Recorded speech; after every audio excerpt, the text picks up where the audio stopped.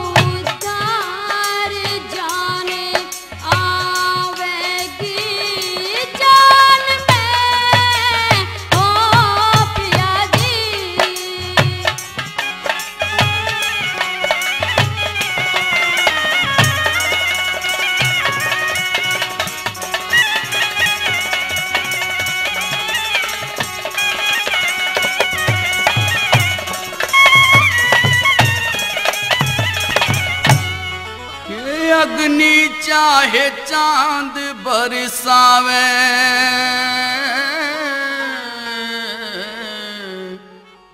वाणी नारद की न खाली जावे ओ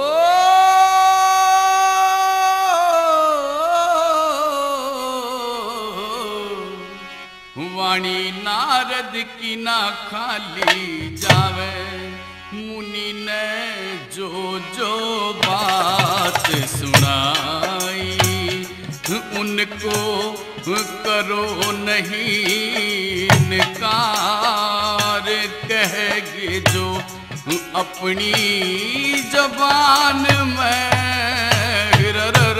रानी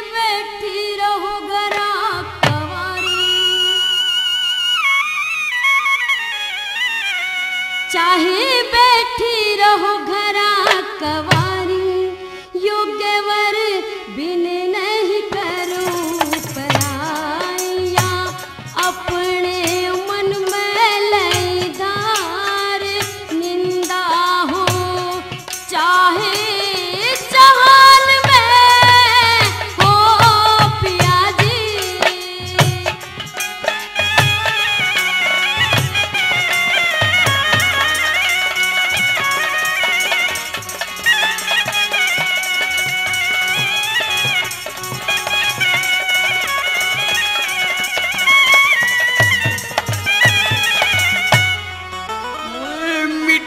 नहीं लिखा हुआ करतारी कह गए नारद से ब्रह्मचारी ओ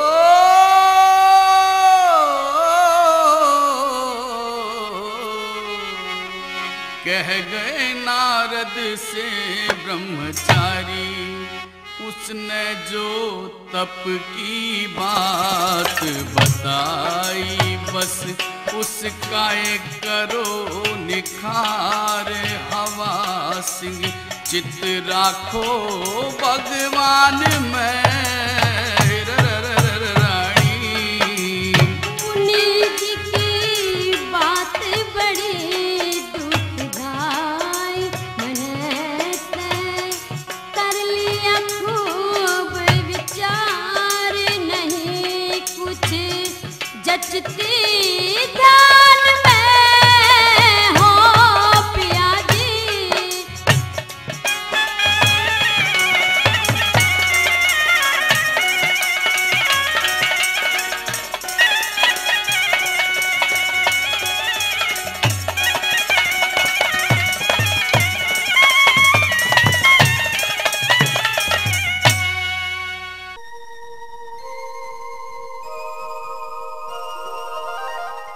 माँ, ए माँ, ऐसा क्या हो गया जिससे आपके मुख पर उदासी छाई हुई है?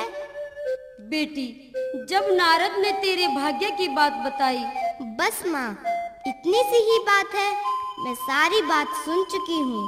माँ, विधाता के खेल को कोई नहीं समझ सकता।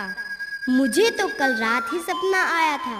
सपने में एक श्रेष्ठ पुरुष ने मुझे तपस्या करने की सलाह दी थी। माँ, तप से मुश्किल काम सिद्ध हो जाते हैं। माँ, वैसे तो होनी अटल होती है, फिर भी मैं तपस्या करना चाहती हूँ। हो सकता है कि मेरा भाग्य बदल जाए और आपकी इच्छा भी पूरी हो जाए।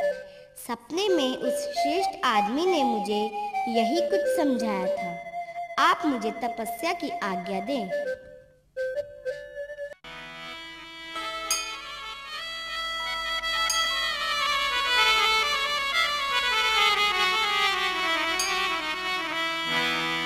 मने माइक पुजारी, मने माइक पुजारी, मने माइक पुजारी, सपने में दियारी दिखाई। मने माइक पुजारी, सपने में दियारी दिखाई।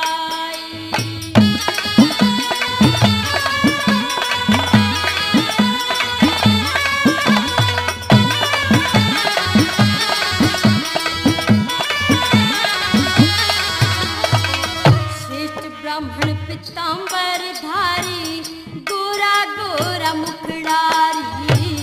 श्रेष्ठ ब्राह्मण पीतांबर धारी, गोरा गोरा मुखड़ारी। मस्तक तिलक नैन कजरारे, जानो चांद का टुकड़ा। उसने ज्ञान दिया जो सुन लो रे मैं नाम आई। मने माइक पुजारी, सपने में दियारी दिखाई।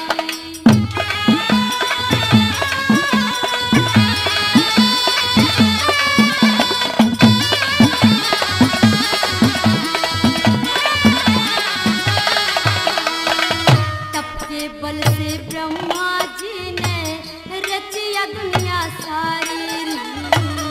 तप के बल से ब्रह्मा जी ने रचिया दुनिया सारी। तप के बल से विष्णु जी बने उनके पालनहार। तप से शंकर जी ने संहारक शक्ति पाई। मने माइक पुजारी, सपने में दियारी दिखाई।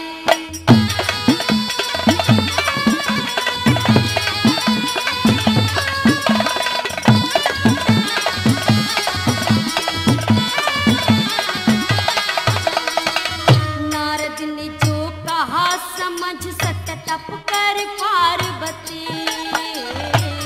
नारद ने जो कहा समझ सत्य तप कर पार्वती। तप के बल से जीत बढ़ा ले भोलेनाथ पति। दोष नाश की शक्ति तप में बतलाई। मने माइक पुजारी, सपने में दियारी दिखाई।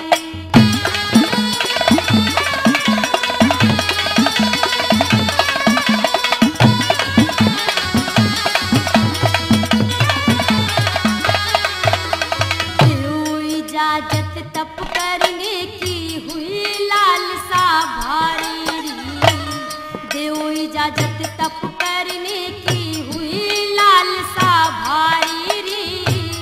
ऐसी करूं तपस्या जिससे खुश हो जा त्रिपुरारी।